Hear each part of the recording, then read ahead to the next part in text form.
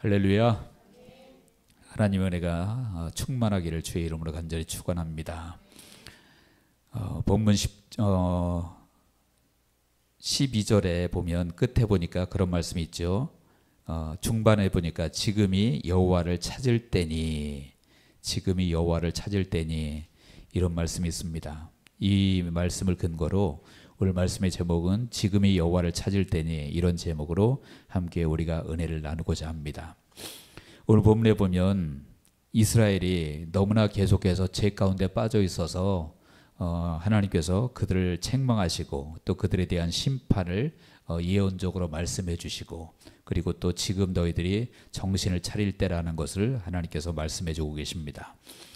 먼저는 이스라엘 백성들이 하나님을 무시하는 그러한 내용들이 오늘 본문에 보면 곳곳에 등장합니다. 3절에 보니까 그렇게 말씀하고 있죠. 그들이 이제 이르기를 우리가 여호와를 두려워하지 아니하므로 우리에게 왕이 없거니와 왕이 우리를 위하여 무엇을 하리로다 그랬습니다. 우리가 뭐라 그랬습니까? 여호와를 두려워하지 않았다. 아주 노골적으로 스스로 그렇게 고백하고 있죠.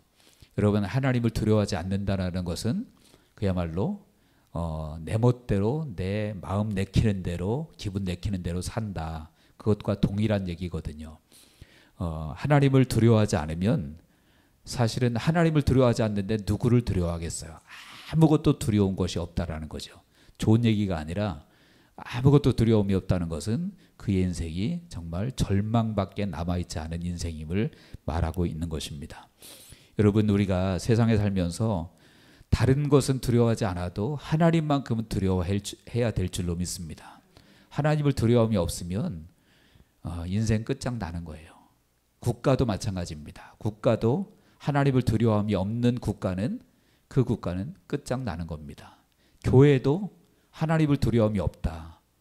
교회가 하나님을 두려움이 없으면 그 교회는 희망이 있을까요? 희망 없죠. 하나님을 두려움이 없는 개인이나 교회나 국가나 그 누구든지 하나님을 두려워하지 않으면 희망이 없는 거예요. 그래서 안타깝게도 하나님을 두려워하지 않는 이 오늘 본문에 있는 이스라엘 백성들은 스스로도 하나님을 두려워하지 않았다라고 말했는데, 지금은 말로는 안 그러지만 사실은 하나님을 두려움이 없이 사는 사람들이 참 많이 있잖아요. 그러면 정말 큰일 나는 거죠. 큰일 나는 거예요. 그래서 그들이 하나님을 무시하고 하나님을 두려움이 없이 사는데, 그런데 그들이 그럼에도 불구하고 우상은 또 잘 섬겼어요.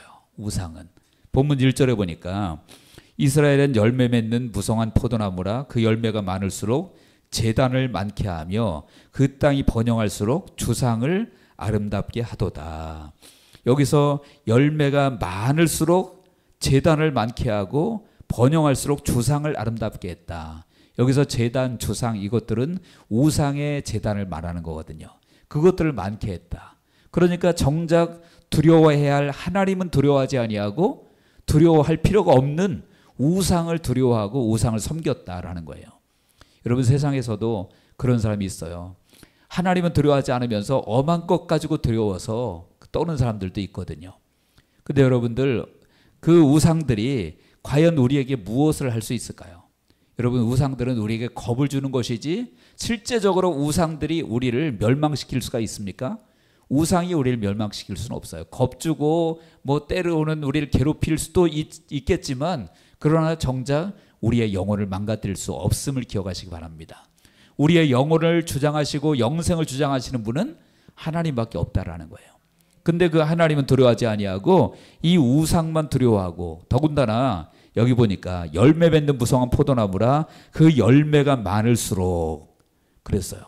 그러니까 많은 열매를 주신 분이 하나님이신데 그 열매를 가지고 우상을 섬기고 있다라는 거예요.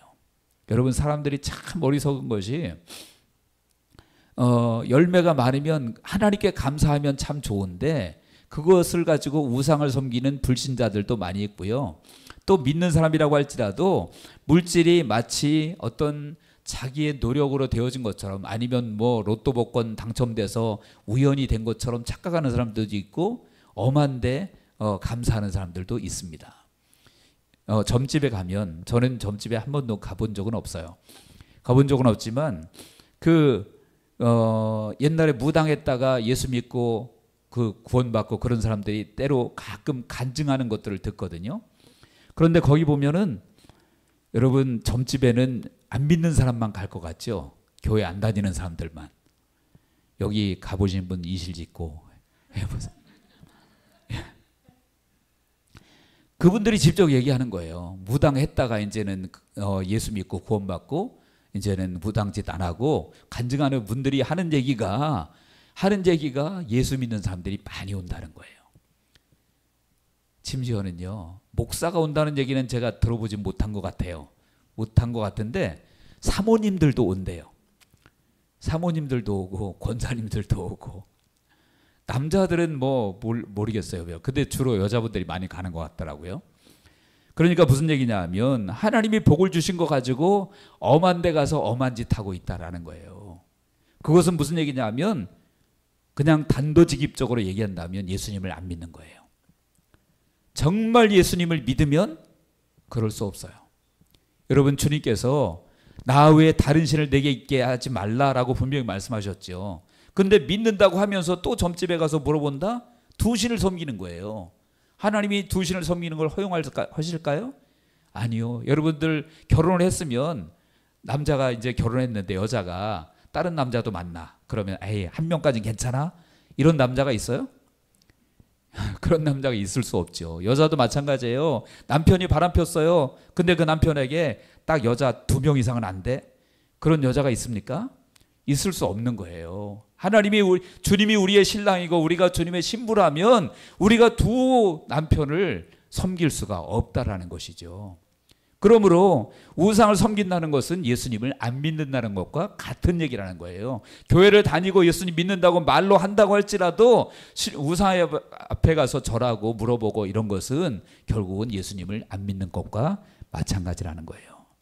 더군다나 그 물질을 가지고, 하나님이 주신 물질을 가지고, 남편이 열심히 돈 벌어다 줬는데 그 돈 가지고 남의 남자 만나고 돈 쓰고 다니면 어떻게 되겠어요? 하나님이요, 그럴 것을 어느 정도 예상하셨어요. 인간들이 하도 그냥 죄 가운데 잘 빠지니까 하나님이 복을 주시면 이 인간들이 또다시 그 하나님이 주신 복을 가지고 엄한데, 하나님은 잊어버리고 엄한데 쓸까봐 하나님께서 걱정이 되셔서 그 신명기 6장에 보니까 출애굽 시키면서 가나안 땅에 입성하기 전에 하나님께서 그 백성들에게 말씀을 하세요. 모세를 통해서 말씀하시는데 너희들에게 내가 복을 줄 것이다. 너희들이 파지 아니한 우물물을 마실 것이고 너희들이 짓지 않은 그런 집에서 살게 할 것이고 너희들이 심지 아니한 과실을 먹게 하실 것이고 너희들에게 풍성한 복을 줄 거다. 그렇게 말씀하세요. 그러면서 마지막에 뭐라고 말씀하시냐면 신명기 6장 12절에 보니까 너는 조심하여 너를 애굽 땅 종되었던 집에서 인도하여 내신 여호와를 잊지 말고 라고 말씀하십니다. 그러니까 복 주고 하나님께서 풍성한 삶을 주시면 여호와를 잊어버리기가 딱 인간이 그런 존재란 말이에요. 그래서 미리 말씀을 통해서 경고하시는 거예요. 그때 하나님 잊으면 안 된다. 여러분, 우리가 이 말씀 꼭 붙잡아야 됩니다. 저도 여러분들도 꼭 붙잡아야 돼요. 개인적으로도 우리에게 하나님이 복을 주실 때 그 복을 하나님께 영광 돌리고 감사하시기 바랍니다. 우리 교회도 마찬가지죠. 저는 우리 교회가 잘 될 것을 믿습니다.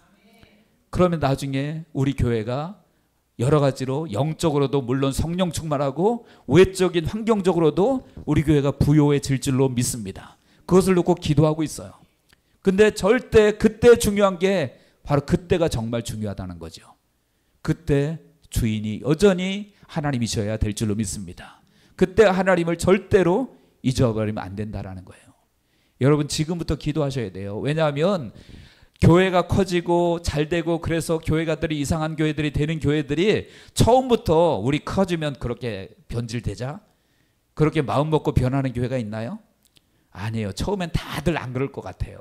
우리는 아무리 커도 우리 교회는 주님이 왕이고 주님이 주인이고 주님 뜻대로 해야 되고 우리가 지금 매일 우리가 얘기하는 것처럼 다들 그런단 말이에요. 그렇게 시작했지만 나중에 부흥하고 성장하면 변질되는 교회들이 많더란 얘기예요.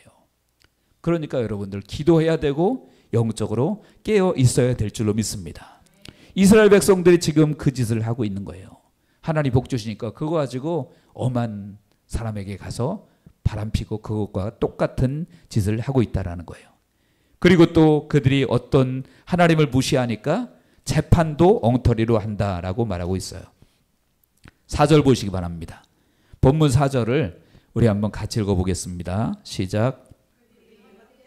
하며 거짓 맹세로 언약을 세우니 그 재판이 밭 이랑에 돋는 독초 같으리로다. 아멘. 여기 보니까 그 재판이 밭이랑에 돋는 독초 같다. 독초 먹으면 죽는 거죠. 그 재판이 엉터리 재판이라는 거예요. 사람을 죽이는 재판이라는 거죠. 여러분, 재판은 공의로워야 될 줄로 믿습니다. 당연히 공의로운 재판이 돼서 죄는 벌하고 사람은 살리는 재판이 돼야 되는 거죠. 그런데 밭이랑에 돋는 독초처럼 사람을 죽이는 재판이 되어졌다라는 거예요. 사람을 죽이는 재판. 그리고 13절에는 또 그렇게 말하고 있습니다. 너희는 악을 바꿔라 죄를 거두고 거짓 열매를 먹었나니 이는 내가 내 길과 내 용사의 많음을 의뢰하였습니다. 그랬습니다. 내 용사의 많음을, 내 길과 내 용사의 많음을 의뢰하였다. 다시 말하면 하나님 의지한 것이 아니라 인간의 깨와 인간의 힘을 의지했다라고 말하고 있는 것이죠. 그러니까 지금까지 본 것처럼 그 이스라엘 백성들은 하나님을 완전히 무시하는 그런 삶을 살았어요. 그리고 아주 노골적으로 스스로도 얘기합니다. 우리가 하나님을 무시했다라고 말하고 있죠. 그래서 하나님을 두려워하지 않았다. 그리고 있다고 할지라도 3절 하반절에 왕이 우리를 위하여 무엇을 하리요? 다시 말하면 하나님이 있으면 왕이면 우리를 위해서 뭘 하겠느냐? 그러면서 하나님을 무시하고 하나님을 완전히 무시하고 그리고 두려움이 없이 그렇게 살았다라는 것이죠. 여러분, 그들을 향해서 하나님이 그냥 두실까요? 하나님은요, 그들이 섬겼던 우상들을 다 무너뜨리시겠다라고 말씀합니다. 5절부터 8절이 그 내용이 있는데 5절에 보세요. 거기 보니까 사마리아 주민이 벳아웬의 송아지로 말미암아 두려워할 것이라. 그 백성이 슬퍼하며 그것을 기뻐하던 제사장이 슬퍼하리니 이는 그의 영광이 떠나가림이며 그 송아지는 아수르로 옮겨다가 예물로 야렙 왕에게 드리리니 에브라임은 수치를 받을 것이요 이스라엘은 자기들의 계책을 부끄러워할 것이며 사마리아 왕은 물 위에 있는 거품같이 멸망할 것이며 또 8절에도 이스라엘의 죄 곧 야훼의 신당은 파괴되어 가시와 찔레가 그 제단 위에 날 것이니 여기 보면 베다웬, 야웬 이런 지역이 나오잖아요. 그 지역에서 북쪽 이스라엘이 금송아지 갖다 세워놓고 거기다가 제사 드리고 그랬거든요. 더군다나 그것을 우상이라고 말하지도 않고 이것이 하나님이다라고 말했던 사람들이에요. 그러니까 하나님을 금송아지 형상으로 만들어버린 거예요. 그래서 여기 지금 읽은 말씀대로 그것들이 이제는 다 사라질 것이고 오히려 부끄럽게 될 것이다 라고 말하고 있습니다. 우리가 여러분들 우상으로 섬기는 것이 있으면 하나님은 그 우상을 깨트리세요.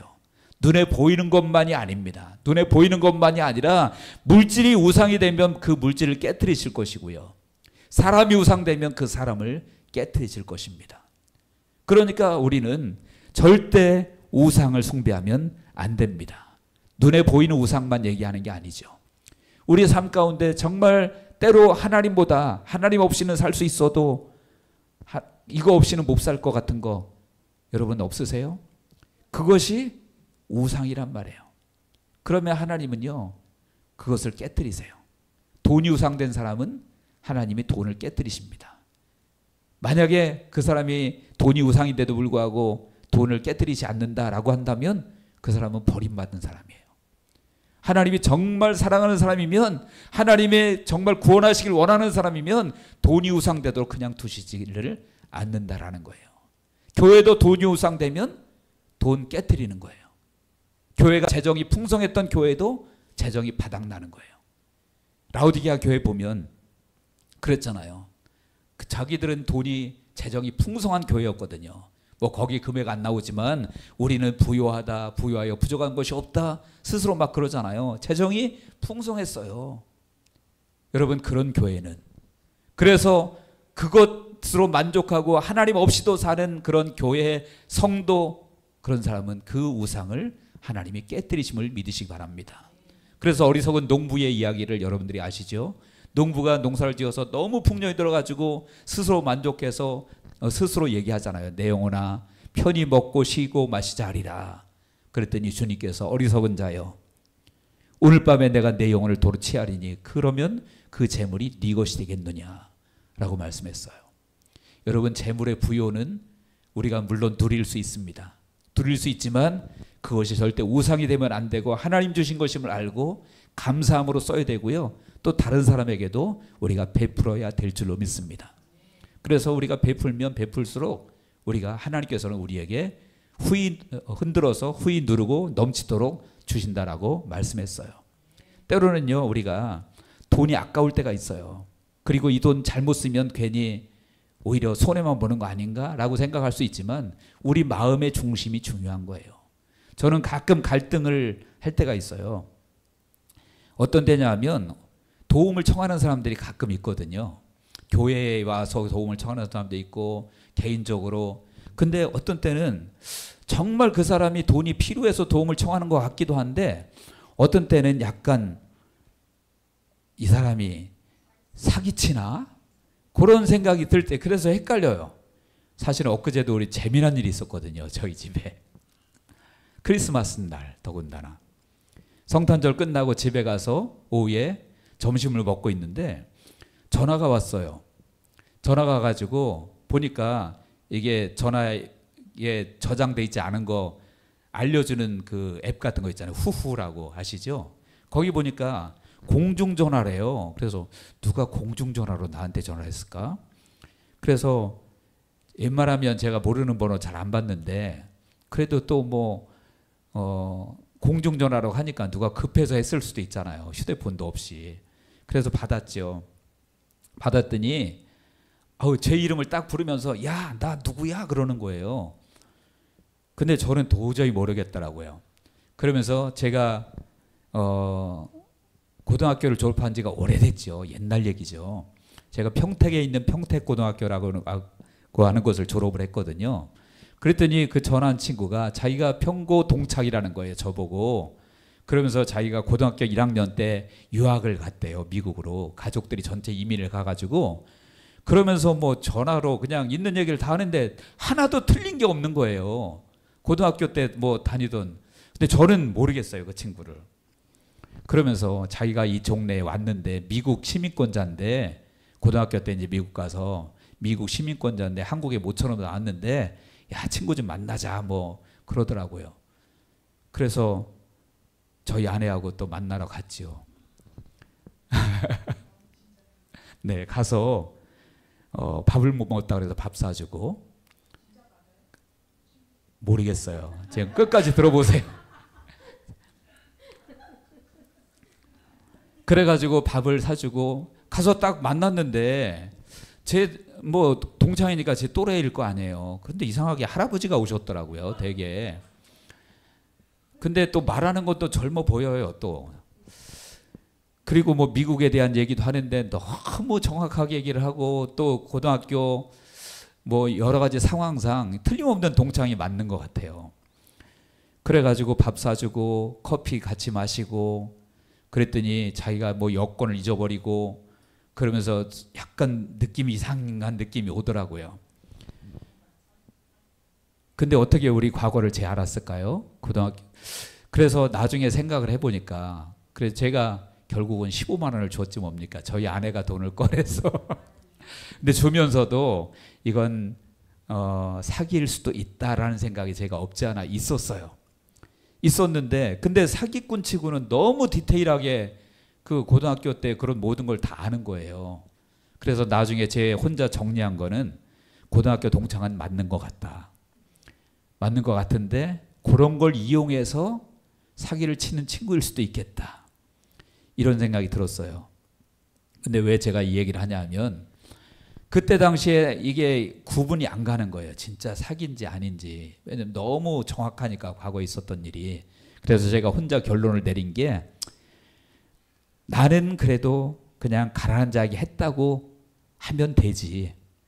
만약에 그 친구가 사기가 아니라면 정말 어려워서 도움을 청했겠고, 만약에 사기라면 나는 선한 마음으로 한 거니까 하나님이 아시겠고, 그 친구는 사기꾼이니까 뭐 해결을 시키시든지 아니면 벌을 받든지 대가를 치르든지 하겠지.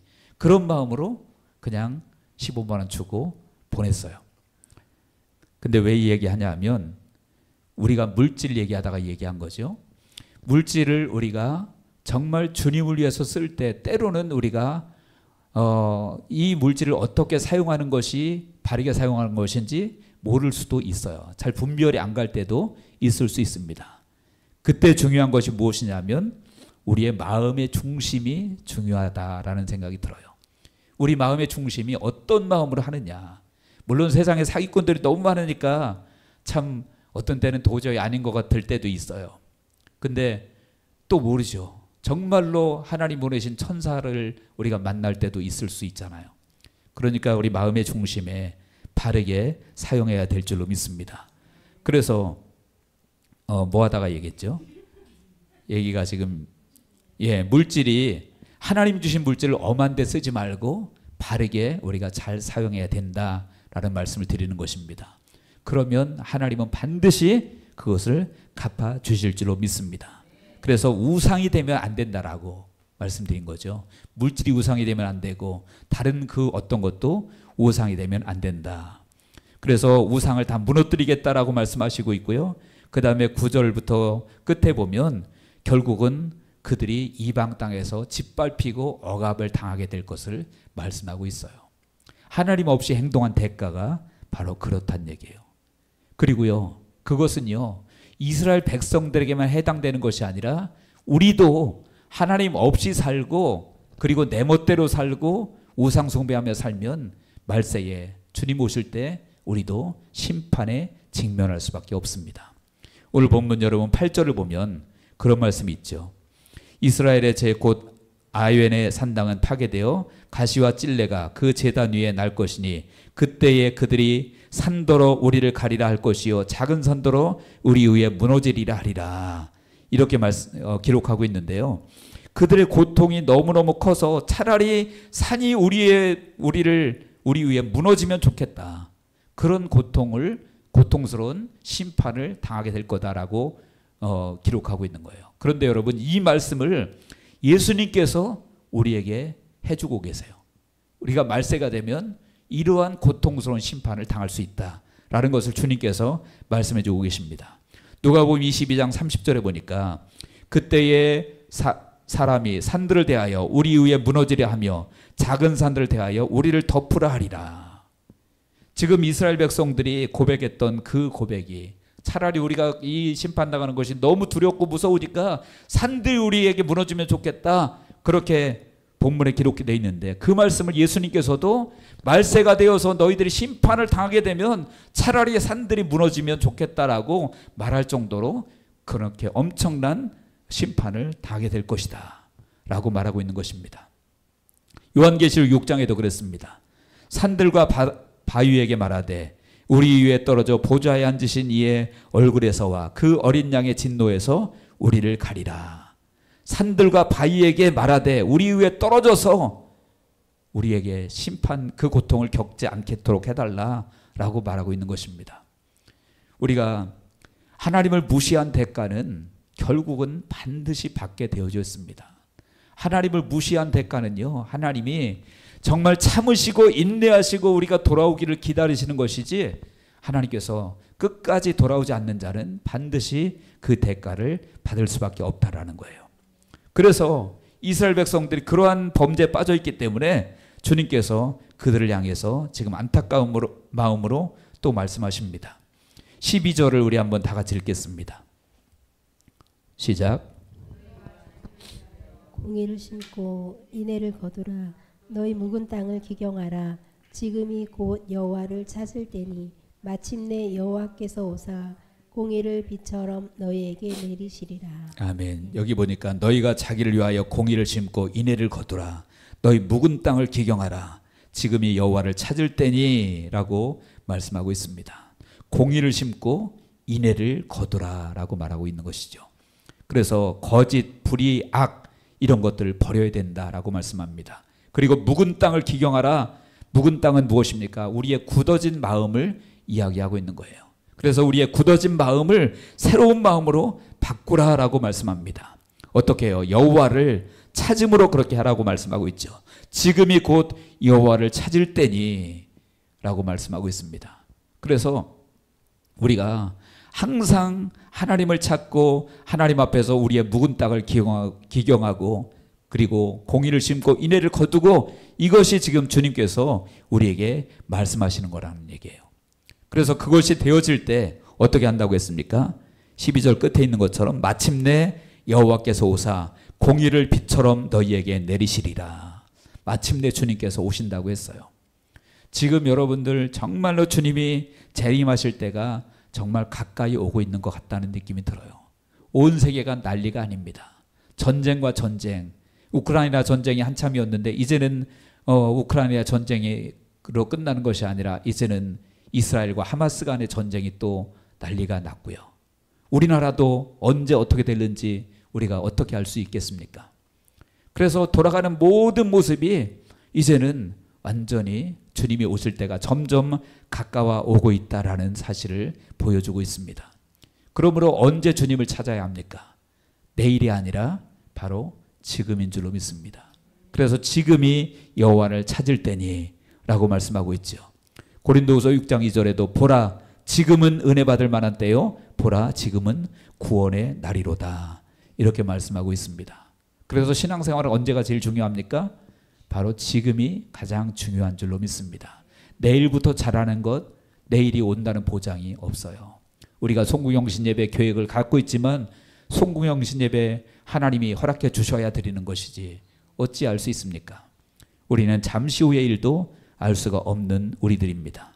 그래서 오늘 본문을 통해서 이스라엘 백성들이 정말로 하나님을 무시하고 하나님 없는 것처럼 우상에 빠져서 하나님 주신 복을 가지고 엄한 데 쓰고 그리고 재판도 엉터리로 하고 죄 가운데 빠져 있을 때 하나님은 그 모든 그들이 섬겼던 우상들 그런 것들을 무너뜨리고 그들의 죄를 심판할 것이라고 말씀하고 있습니다. 그러기 전에 너희가 자기를 위하여 공의를 심고 인애를 거두라고 그리고 묵은 땅을 기경하라고 말씀하고 있습니다.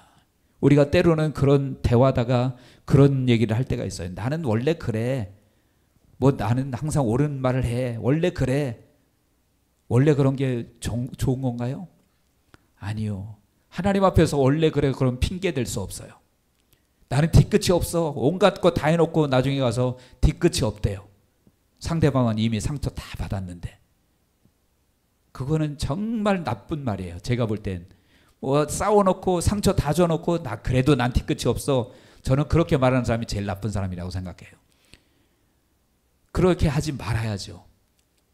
그리고 잘못을 했으면 사과를 해야지 뒤끝이 없다고 핑계대고 얼버무리고 그게 말이 됩니까? 우리는 하나님 앞에서 우리들 자신의 마음을 돌아봐야 될 줄로 믿습니다. 마음이 묵은 땅이라면 그 묵은 땅을 기경을 해야 돼요. 기경을 해야 돼요. 우리가 사랑하지 못한 것이 있다면 사랑해야 되고요. 용서하지 못한 것이 있다면 용서해야 될 줄로 믿습니다.